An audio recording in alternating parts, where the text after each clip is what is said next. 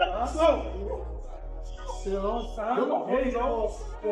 you go, relax, see everything coming. His big boy. A heavyweight. Heavyweight boy. And Tank hit that nigga, he hit him so hard that he was on the top of the rope just like this. Allowed Jake Paul's brother to be in there and be able to last with a smaller man, a smaller, older, greater fighter who's mostly was concentrating on defense more than just offense. Gervontadavis has elevated his training intensity to new heights, going toe-to-toe with heavyweight fighters as he sharpens himself for his upcoming war with Jake Paul. Davis isn't pulling any punches. He's been matching raw strength with men far larger than him, proving his grit inside the ropes. One particular sparring session reportedly got so heated that the heavyweight opponent appeared visibly rattled after Davis unleashed a devastating blow that echoed through the gym. No, you're right. But tell people what happened. Man, I was about to spar. Before I was about to spar Tank, he was sparring his big boy. A heavyweight. Heavyweight boy. And Tank hit that nigga, he hit him so hard that he was on the top of the rope just like this. Once again, Gervonta Tank Davis is commanding attention, this time by overpowering and pushing through heavyweight contenders in fierce sparring battles. Famous for his explosive knockout power in the lightweight and super lightweight divisions, he's showing that size means nothing when precision and timing are on his side. Recent footage captures him firing off crisp, lightning-fast combinations that leave even bigger men wary of his speed. Every movement displays control, rhythm, and counterpunching mastery, revealing how intensely he's preparing. Each session refines not only his strength, but also his stamina to face physically imposing rivals, crucial for his showdown with Jake Paul. Look like you're playing pool with a short stick. Ball in between them, Kev. Punch when he punch, Kev. Punch when he punch. Punch when he punch. Yep. They ain't stopped firing. We slowed down. Now we're gonna commence firing again. That's what we do. We reload and come back. Yeah, you ain't gotta get close, Tank, because we know you're scared to get close. Get close, Tank. Keep rolling, Kev. All the way down the road. Come to me, baby. Even with the massive size gap between Davis and many of his sparring partners, Tank keeps stepping into the ring with fighters who heavily outweigh him.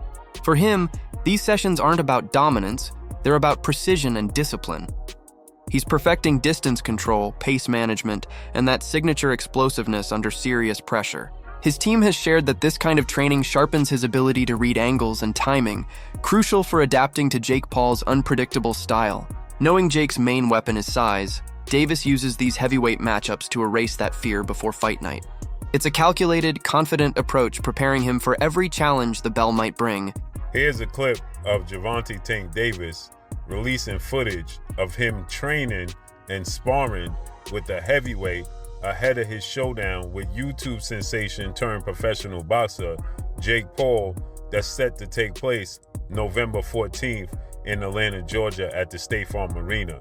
Tank Davis is 5'4" and he weighs in at 135. His last fight, he actually was 133 pounds.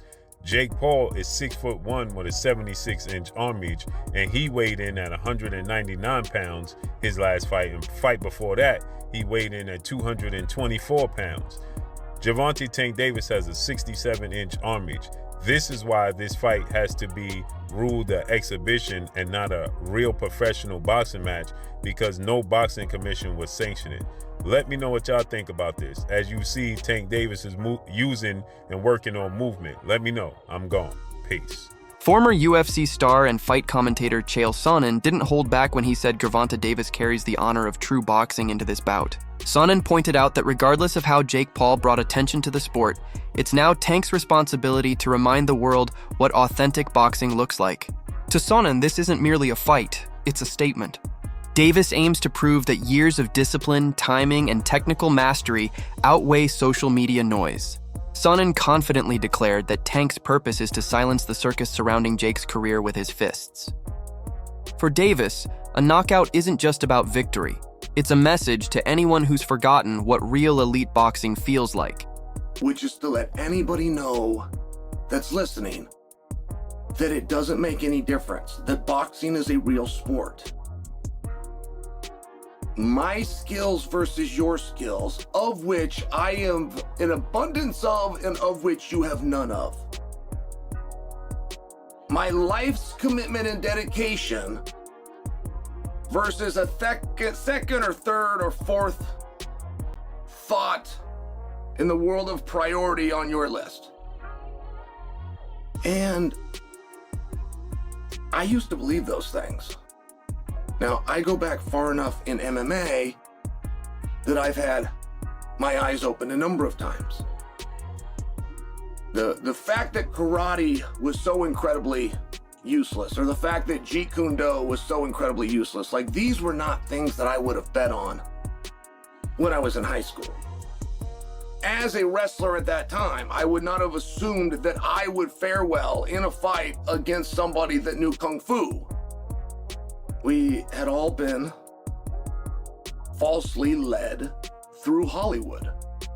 Not through competition, not through sport, not through understanding of the game, but just through Hollywood. We were told that those guys were the most dangerous guys. So,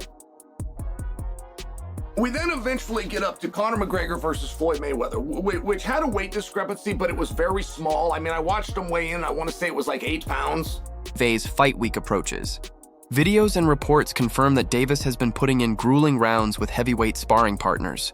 These are no easy workouts. They're full-blown wars designed to push him beyond comfort. His coaches say the plan is simple. If training is harder than the fight becomes easier. Heavyweights test his reflexes, tighten his defense, and force him to create efficient power against larger bodies. Each session builds more confidence, proving that his timing and accuracy can neutralize brute strength. It's an unorthodox but brilliant method, one that highlights how seriously Davis views Jake Paul as a real challenge.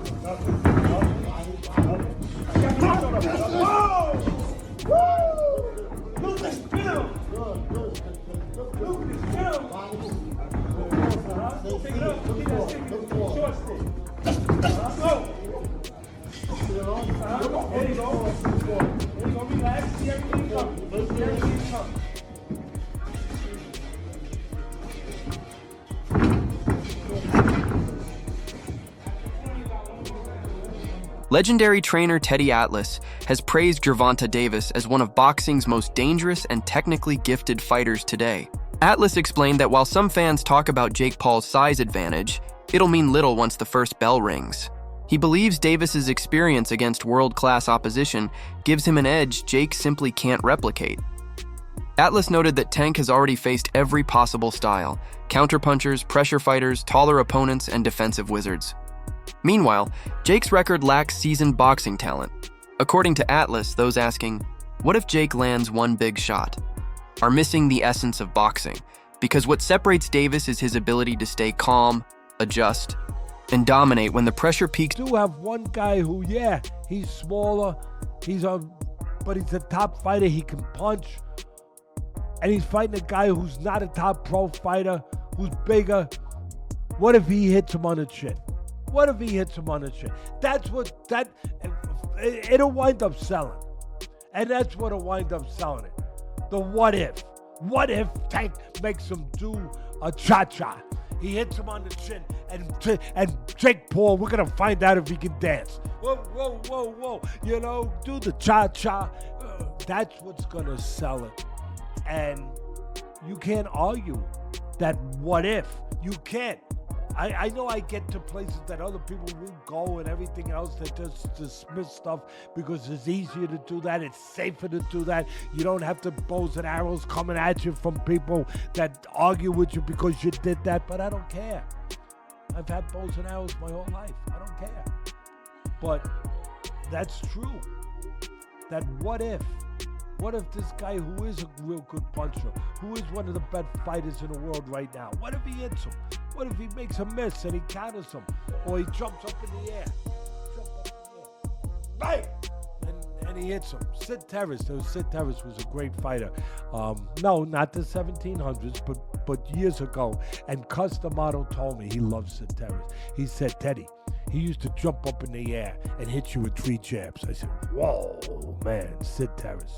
All right, anyway, look, I can't finish without saying that it did invoke some memories and thoughts that we've been here before in a different way, where Jake Paul's brother fought Mayweather. That's not forget. And I'm not saying I like that either. I mean, first of all, Mayweather was past his prime. He was already retired. He was older, everything, but he's still the great Mayweather. And Mayweather was fighting a guy, what was it, 50-pound difference, 60-pound difference, whatever it was. And that size made a difference. It allowed Jake Paul's brother to be in there and be able to last with a smaller man, a smaller, older, greater fighter who's mostly was concentrating on defense more than just offense. Sports analyst Max Kellerman offered a personal angle on Tank's motivation, suggesting that Davis took the Jake Paul fight partly for financial security and family time. After years of non-stop training camps and title bouts, Tank wanted a match that offered both thrill and reward, enough to breathe and refocus. Kellerman shared that Davis has been considering slowing his career pace, prioritizing balance and family over constant grind. To him, this fight isn't just a paycheck, it's a transitional chapter, allowing Davis to celebrate his success while proving he's still one of the sport's most feared fighters when the gloves are laced up. Got a guy like Gervonta, who I personally think has been checked out for way longer than this last fight. I think he was checked out prior to the Roach fight. I thought this was all going to be in the works, where he was supposed to beat the 16-1 Roach and then go on to fight Jake Paul and then call it a career, because I think the people around him understood there wasn't much left in the tank for him in terms of his want or his desire to be here. He did an interview with Dan Canobio about 18 months ago where he was like, yeah, man, I just kind of want to raise my family. I don't know how much left of boxing for me. I don't want to see a therapist. I want to, I need to, but like, I don't want to take away from my fighting. But I think it's time for me to do stuff like that. So I think the writing's been on the wall for Tank for a while. So that draw was kind of just like, I was on the way out anyway. I don't need to go back in there. And I said it at the end of that fight. I'm like, there's no way we see that rematch. He was so uncomfortable in that ring with Roach. He doesn't want to feel that again. He showed that night. So I'm not surprised that fight's not happening. I'm not even surprised he's fighting Jake Paul now. It's a cash out. During the press tour, analysts Chris Mannix and Sergio Mora highlighted the stark contrast between the two fighters' personalities. Jake Paul, as always, played the showman, talking loud, hyping the crowd, and using charisma to sell the fight. Davis, in complete contrast, remained calm, quiet, and detached from the trash talk. Mannix observed that while Jake knows how to market a fight, Tank knows how to win one. Mora added that Davis's silence isn't weakness, it's focus.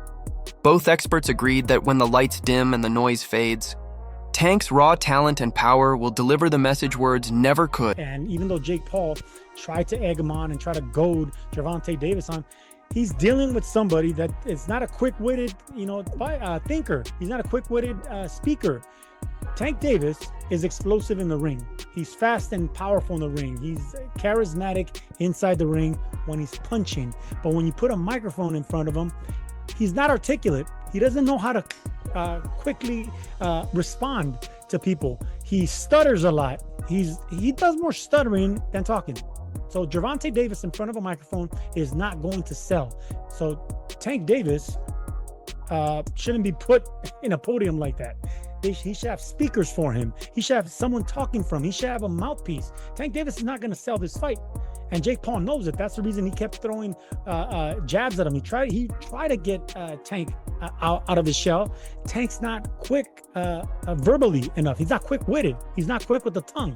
So in order for him to sell this fight, he's going to have an adversary that can spit something back. Like, for instance, Chavez Jr., he didn't have that quick-witted response, but he had the backing. He had the loyal following. And Chavez Jr., like many Mexicans, don't need to speak because they do all their fighting in the ring, and people know that.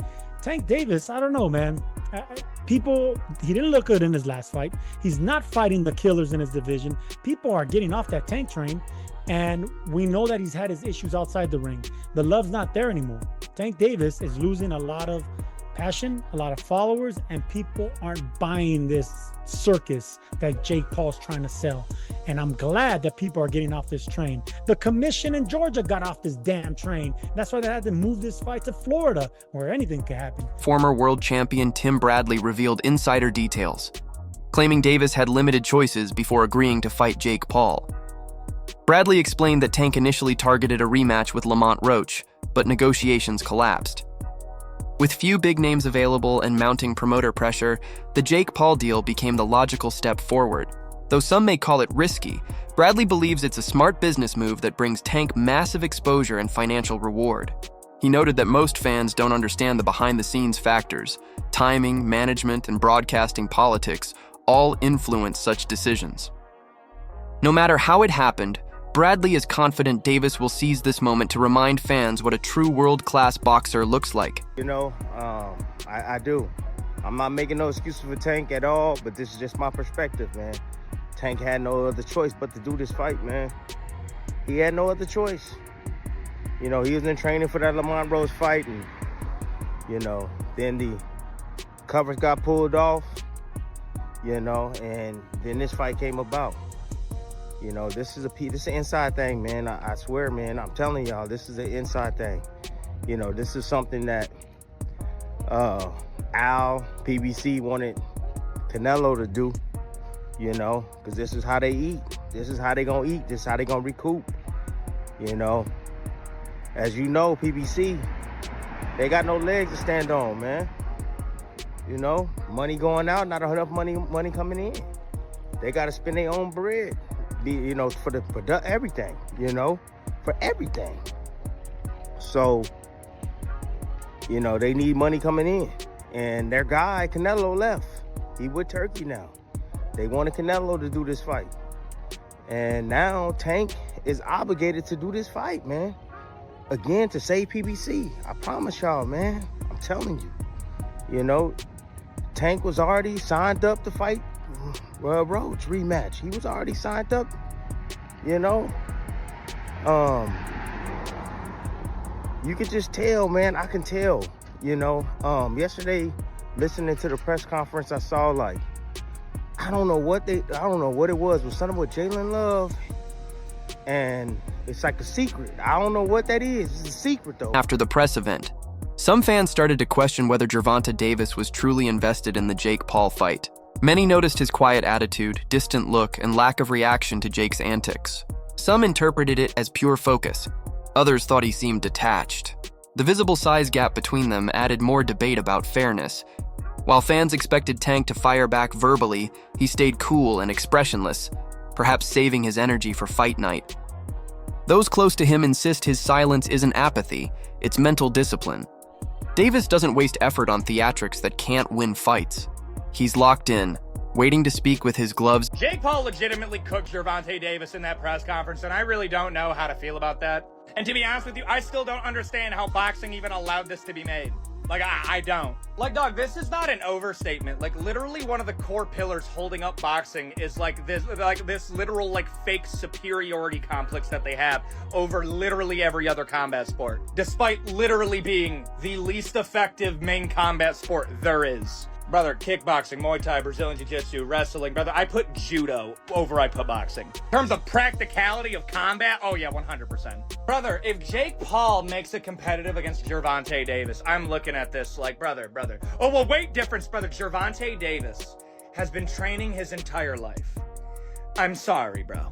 It's bad enough that the fact that if this was under any other combat sport, this would literally be like one of the most one-sided matchups of all time. And it wouldn't be in favor of Davis. No, dog, if you did this under an MMA rule set, oh my gosh, bro, Paul cooks Gervonta. It's not close at all. Like round one finish level.